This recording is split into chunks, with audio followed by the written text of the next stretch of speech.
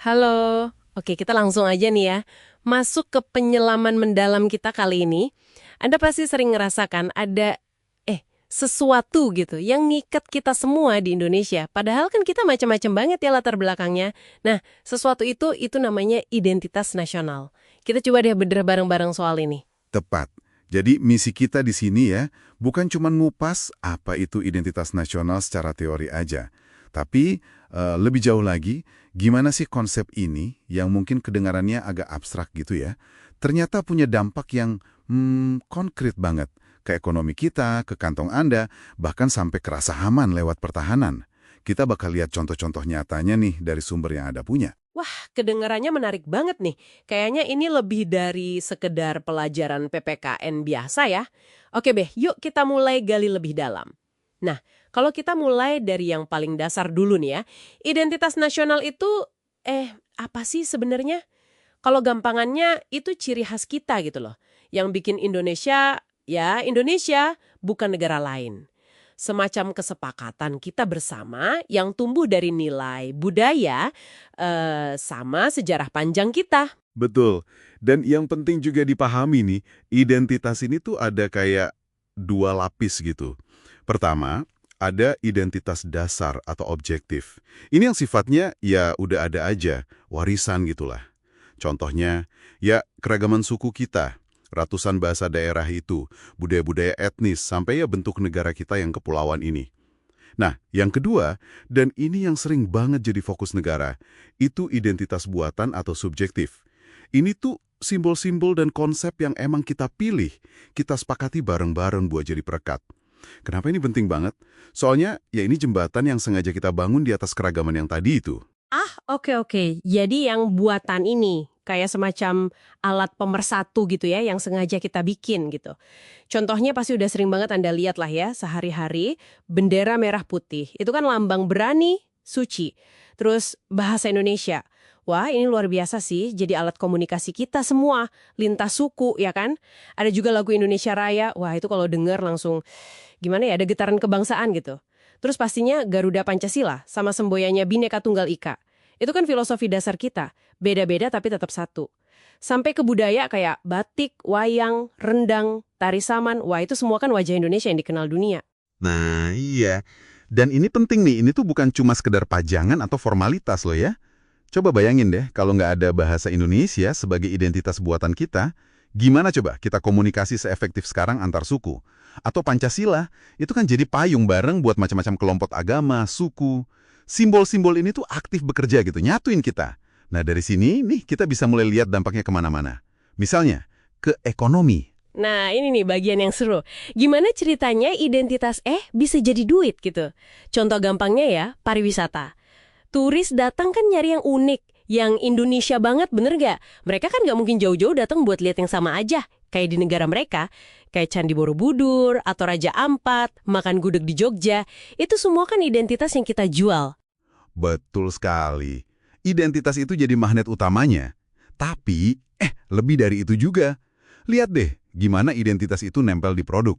Kita kan sering dengar ya istilah nation branding. Nah pas ada kopi Gayo misalnya, atau batik tulis, ukiran Jepara gitu di pasar global, yang dibeli orang tuh bukan cuma barangnya aja, tapi juga cerita di baliknya, keunikan budayanya itu loh. Nah ini yang biasa disebut intangible asset, aset tak berwujud. Emang agak susah ngukurnya pakai angka langsung, tapi jelas banget ngasih nilai tambah.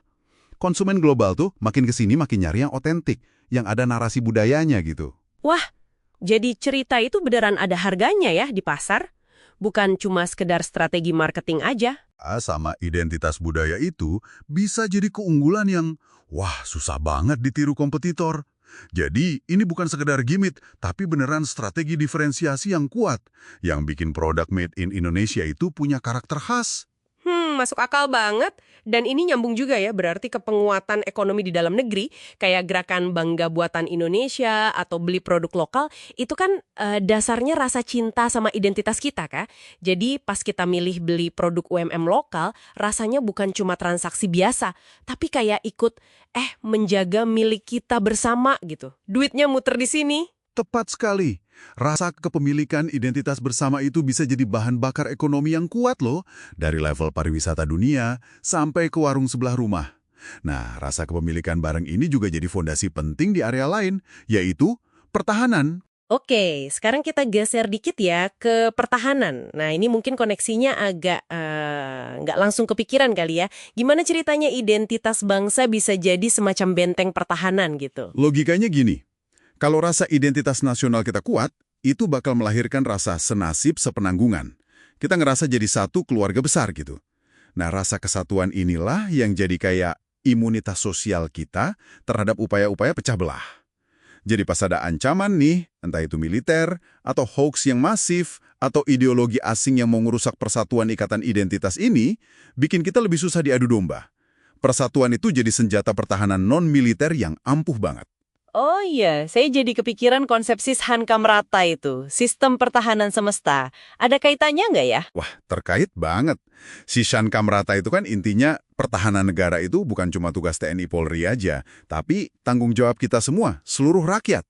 Pertanyaannya, kok bisa rakyat mau ikut serta? Nah, jawabannya ya ada di identitas nasional itu. Karena ada kesadaran gitu loh bahwa yang kita bela itu bukan cuma tanah air secara fisik, tapi juga jati diri kita sebagai bangsa, nilai-nilai kita, cara hidup kita. Rasa patriotisme, kemauan buat berkorban, itu tumbuhnya ya dari rasa memiliki identitas bersama ini. Jadi bisa dibilang ketahanan nasional kita itu sangat bergantung pada seberapa kuat kita merasa Indonesia. Jadi jelas banget ya kalau identitas nasional ini, wah bukan cuma konsep di buku pelajaran gitu. Ini benar-benar perekat sosial kita, mesin pendorong ekonomi, sekaligus jadi perisai pertahanan. Fundamental banget ya ternyata. Lantas apa artinya ini semua buat Angga nih dalam kehidupan sehari-hari? Artinya ya, menjaga identitas nasional itu bukan cuma tugas pemerintah, tapi tugas kita semua. Apalagi di tengah gempuran budaya global, arus informasi digital yang kenceng banget ini, tantangannya nyata loh. Gimana caranya? Ya bisa mulai dari hal-hal yang kelihatannya sederhana. Bangga dan aktif pakai bahasa Indonesia yang baik dan benar. Terus, sebisa mungkin milih produk lokal. Memahami dan mengamalkan nilai-nilai Pancasila, bukan cuma sekedar hafal di luar kepala aja. Jadi merah putih itu bukan cuma warna bendera ya, tapi harusnya jadi kayak sikap hidup kita sehari-hari gitu. Nunjukin ke diri sendiri dan ke dunia luar juga. Kalau kita nih bangsa yang kaya, nilai, bersatu dalam keragaman, dan punya harga diri. Betul sekali. Dan mungkin sebagai penutup nih ya, ini bisa jadi bahan renungan juga buat Anda. Kalau kita udah sepakat nih, identitas nasional ini penting banget buat ekonomi dan pertahanan, kira-kira gimana ya evolusi identitas kita di era digital yang serba terkoneksi ini? Apakah nanti bakal muncul bentuk-bentuk identitas baru? Dan gimana evolusi itu bisa ngebentuk ulang kekuatan atau mungkin juga kerentanan Indonesia di masa depan? Nah, itu pertanyaan terbuka buat kita renungkan bersama.